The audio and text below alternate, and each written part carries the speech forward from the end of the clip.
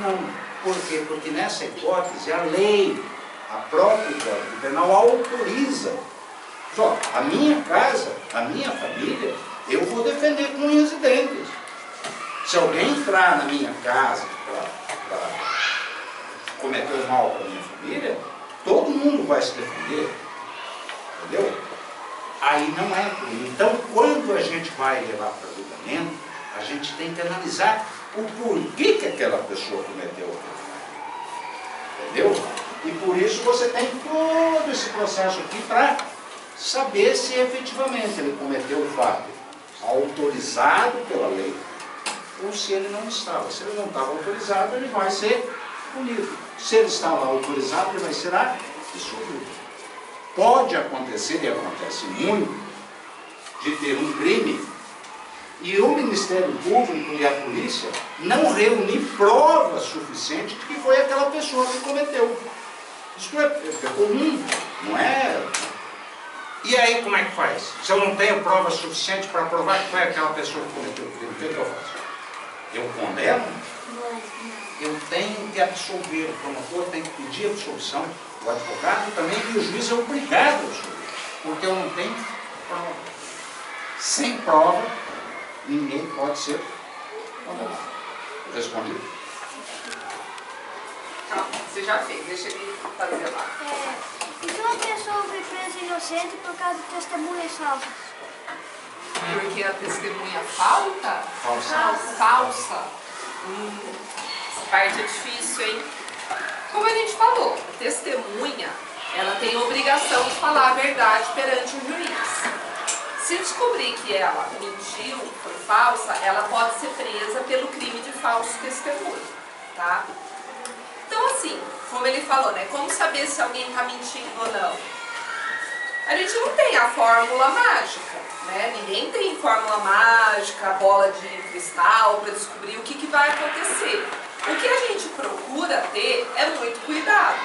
Muito cuidado para analisar as provas, para ouvir uma testemunha, para analisar aquela testemunha, ver se ela está mentindo ou não, para que inocentes não sejam condenados.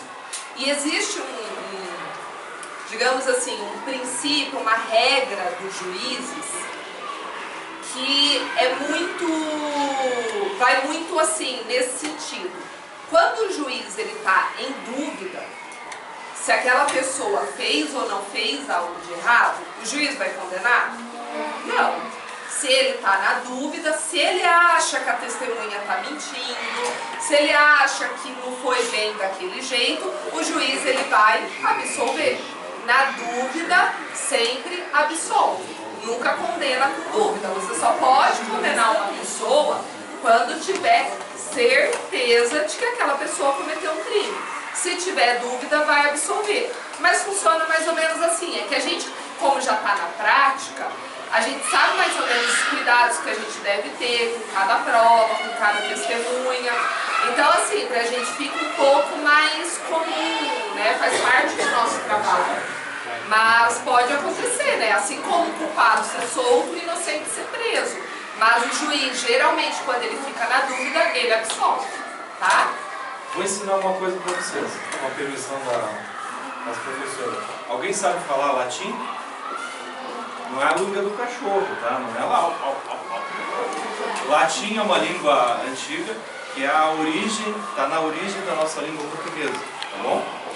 E isso que a doutora falou agora, tem uma frase em latim, que eu vou ensinar e vocês vão repetir, que exatamente diz que na dúvida sempre a favor do réu. Ou seja, na dúvida se ele é ou não culpado, se ele foi ou não acusado por um falso testemunho ou falsas provas, o juiz absolve o réu, certo? Isso é assim, ó.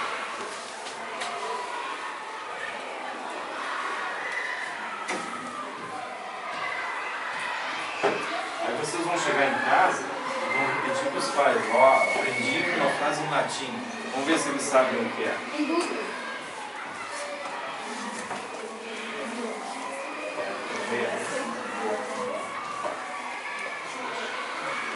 Leiam para mim. Todo mundo sabe falar latim, não sabe?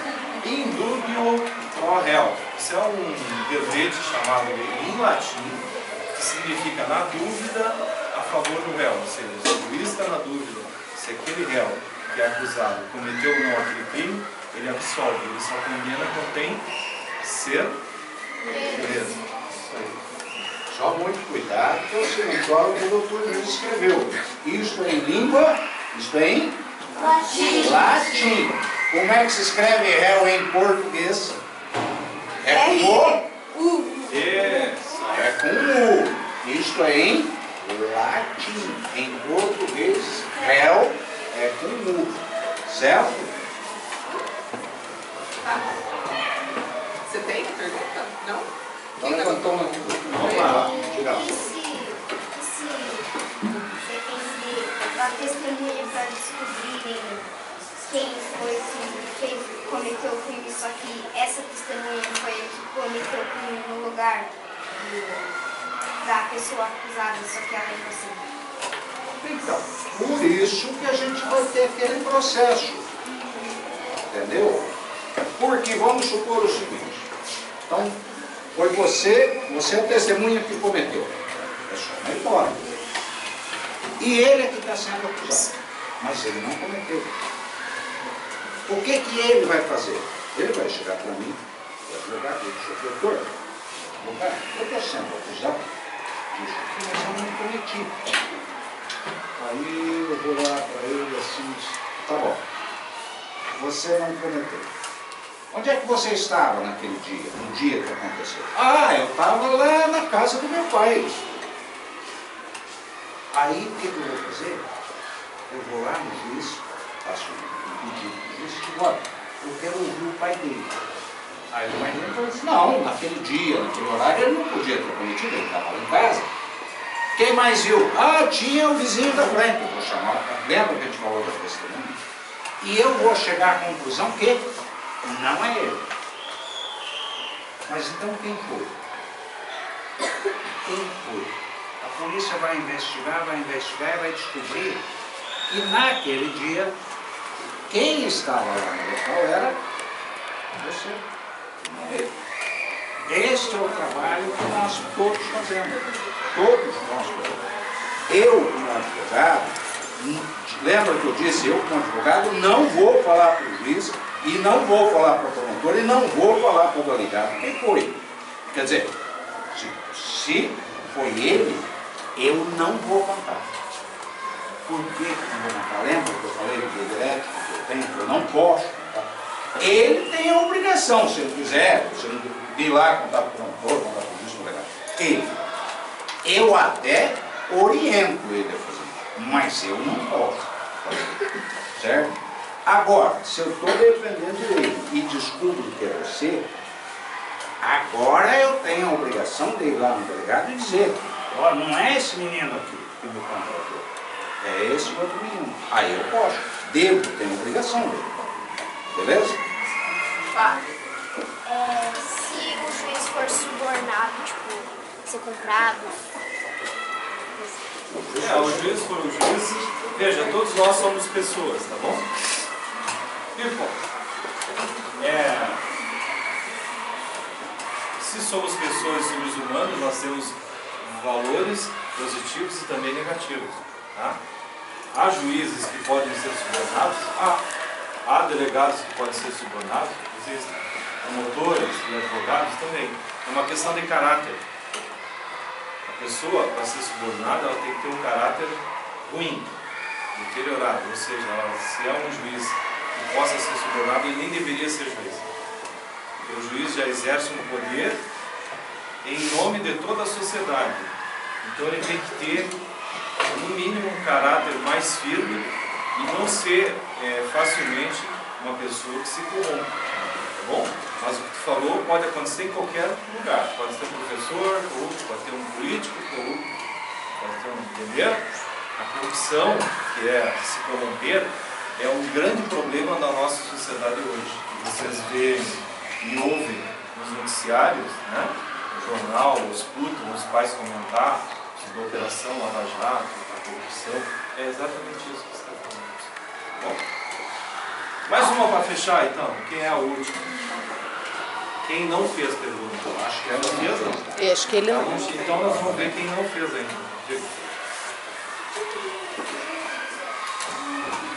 Bom, eu sou, dentro do Poder Judiciário, tá? A estrutura do Poder Judiciário, ela funciona assim: tem juízes que se especializam na área criminal, como tem advogados que se especializam na área criminal, como tem promotores que só atuam na área criminal, certo? E tem o juiz que trabalha com a infância e juventude, tem juiz que só trabalha com criança e adolescente, certo? Tem juiz que só trabalha com problemas de família, tá? Aqueles problemas que vocês sabem bem, né? Briga do pai e mãe, pensão de alimentos que não paga, direito de visitação, né? Quando os pais se separam, quem fica à guarda dos filhos, tudo isso é direito de família. Eu sou da área civil, que é o juiz que cuida de execuções de despejo, cobrança de dívidas, batida do carro, sabe? Essas coisas assim. É isso aí. Entendeu? Bom, eu acho que... Podemos falar, eu queria fazer uma pergunta, vamos só por último. Qual foi o caso mais difícil que você viu? Eu vou responder para você o seguinte: o caso mais difícil da minha vida é o próximo. É verdade, porque a gente nunca sabe o que vem, né, doutor? Agora, difícil, muitas vezes para um juiz dar uma sentença e mandar alguém para uma cadeia, e sabendo que aquele pai é o provedor da família, e que aquele pai tem lá 3, 4 filhos pequenos, é muito difícil para um juiz nessa hora dar uma sentença, mas ele tem que dar. É muito difícil para um promotor nessa hora pedir a condenação, mas ele tem que pedir, é a função dele, tá? Então, dizer assim, qual o caso mais difícil na vida, para mim, eu não sei se respondo pelo doutor juiz ou pela doutora promotora, mas para mim o caso mais difícil é o próximo. Porque aquele que já foi. Mas o próximo eu não sei do que vem. Na verdade tudo é difícil, né? Existem, na verdade, nós trabalhamos uma profissão, juiz, promotor, advogado, que mexe muito com a liberdade da pessoa, com a existência da família ou não, uma filha ganhar ou não alimentos, ou ganhar material de estudo, enfim. Então tudo isso é difícil, porque você tem que tirar de um para dar para o outro. Você tem que obrigar o pai, sob pena até dele ser preso, a pagar a pensão que ele deve para os filhos, porque o filho precisa comer, precisa se vestir, certo? Precisa comprar sapato. Então essa é a dificuldade. Mas a gente tem que superar, porque nós, quando escolhemos ser juiz, nós temos que entender que faz parte da nossa obrigação. Faz parte da nossa obrigação dar uma solução. O juiz não pode nunca dizer que eu não vou decidir esse caso. Esse caso é muito difícil, eu não vou decidir. Não pode. Ele tem que decidir mesmo que seja mais difícil esse caso. Certo? Eu concordo com o Dr. Paulo. Tudo é difícil. Tudo é muito difícil. Mas são profissões muito bonitas, são profissões onde vocês conseguem ajudar muitas pessoas, né? Tanto como promotor, como advogado, como juiz. Então, assim, quem quiser, gente, quem já acha, assim, que gosta, sabe, de ler, de estudar, de ajudar as pessoas, né, de ouvir o que está acontecendo com a pessoa, aquele problema, já é um bom sinal de que pode ser um bom juiz, um bom promotor, um bom advogado. Mas o recado que a gente deixa para vocês é o seguinte: sejam cidadãos, participem sempre de tudo, façam o melhor que vocês podem fazer, né? Independente da profissão que vocês queiram seguir, sejam sempre os melhores que vocês podem ser, né? Professor, advogado, juiz, médico, enfermeiro, bombeiro, engenheiro, comerciante, vendedora, qualquer coisa. Mas sempre tente ser o melhor, sempre tente fazer o melhor e sempre tente ajudar as pessoas, né? Fazer o bem para as pessoas, porque quem segue esse caminho de estudar, de fazer, sabe, o bem do próximo, vai sempre dar certo.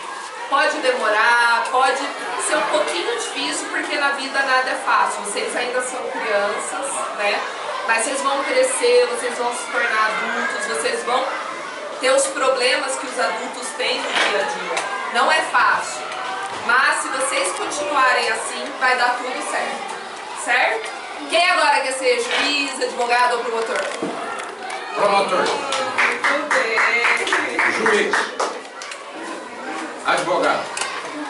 Promotora. Só dois? Eu vou só, como último recado que eu vou dar para vocês é o seguinte.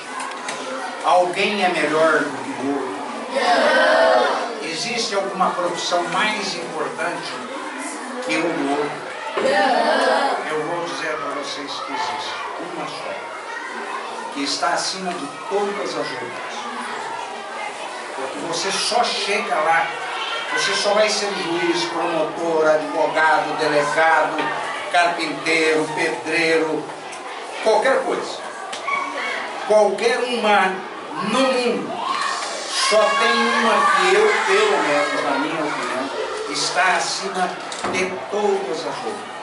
Eu faço questão de escrever até com uma singela homenagem, tá? E é o sem isso. Não existe nenhuma outra profissão. Nada. Nós estaríamos lá no meio do mato, sabe? Como os animais selvagens. Todos nós, para chegarmos a juiz, promotor e advogado, tivemos que ter professores.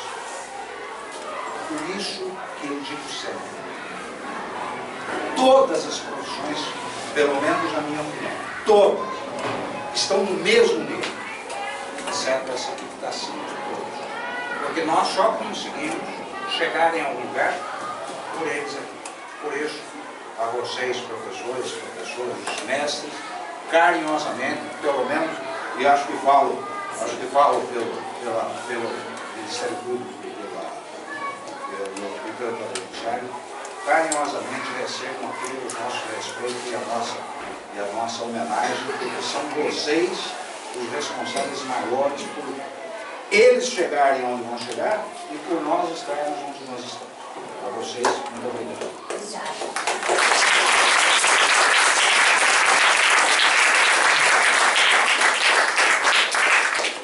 Só para encerrar, eu vejo nos olhinhos de vocês aqui, médicos, engenheiros, advogados, professores, jogadores de futebol, ainda coxa, Referência do coxa. enfim, trabalhadores, empresários, certo? Professores, diretores de empresa. Por quê? Porque vocês representam o futuro do Brasil. Todos são brasileiros. Quem é responsável pelo futuro do nosso país, nós estamos indo. Estamos passando. Daqui a pouco eu me apresento como juiz, a promotora também se apresenta como promotor, o advogado vai advogando, mas chega um dia que ele já não consegue ter forças. E quem que vai nos substituir? Vocês. Vocês serão os promotores, os juízes, os advogados, os engenheiros, os presidentes e presidentas, como chama agora, né? Da República, governadores, presidentes. Vocês é que são. E para isso, eu faço coro integralmente com todas as palavras que foram ditas aqui. Ninguém de nós chegou aqui sem que tenha sido ensinado um dia. Eu lembro ainda hoje, quando como vocês estavam sentadinhos na escola, aprendendo A, B, C, D, a vovó, vírgula, U. Eu não se usa mais isso, né? Mas de qualquer forma, vejam isso. Se o professor estivesse aqui orientando vocês, ensinando, cobrando, a gente não chegaria distante, vocês não chegarão também lá. Por isso que eu quero, olhando aqui, eu achei muito importante essas promessas que vocês fizeram aqui, e eu destaco essa primeira. Ler muitos livros é o que vai nos tirar da ignorância. Vocês querem saber falar inglês? Quer saber a história do mundo? Quer conhecer tudo? Leiam livros. Os livros são os nossos melhores amigos. Vocês começam lendo aqui e continuam lendo a vida toda. Porque o conhecimento é a chave que vai tirar vocês e todo o Brasil do atoleiro, vai permitir que a gente consiga chegar na frente, lá num país mais justo e mais adequado para que cada um de nós possa viver melhor. Tá bom? O conhecimento e o conhecimento se adquire principalmente lendo muitos livros. Tá bom? Eu me sinto muito bem de ter vindo aqui e sempre gosto de olhar para as crianças, porque aí está o nosso material no futuro. Né? E assim a gente veio falar da justiça, do poder judiciário aqui, mas com certeza muitos de vocês não querem saber disso aí. O cara quer ser engenheiro, quer ser médico, quer ser veterinário, quer ser... Mas em qualquer profissão que vocês escolherem, vocês vão ter que ter conhecimento, vocês vão ter que ler muitos livros. E é isso que eu desejo de todos vocês. Tá bom? Obrigado. Vamos bater uma foto? Nós, enquanto professores e a equipe, em nome dos alunos, agradecemos a oportunidade por poder estar participando